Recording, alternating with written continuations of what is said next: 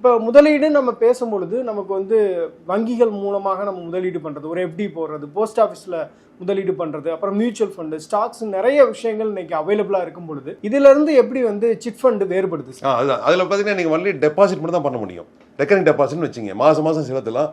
எல்லாம் முதிர்வு தொகையை வந்து கடைசி இறுதியில் கொடுப்பாங்க. ஸோ ஒன்லி டெபாசிட் பண்ண முடியும். உங்களுக்கு பேங்க்கில் போயிட்டு லோனை தான் எடுக்க முடியும்.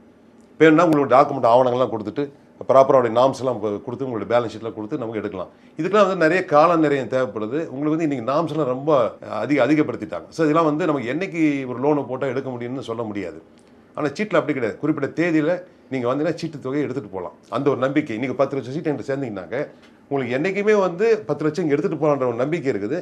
அது எடுத்துகிட்டு போகிறதுக்கு உண்டான வாய்ப்புகள் இருக்குது. உங்களுக்கு பேங்க்கில் புதுசாக போயிட்டு போனீங்கன்னா அவங்க கேட்குற நாம்ஸ்லாம் பண்ணிவிட்டு உங்களுக்கு என்றைக்கு பணம் எடுக்க முடியுமா, எலிஜிபிலிட்டி வருமானே சொல்ல முடியாது.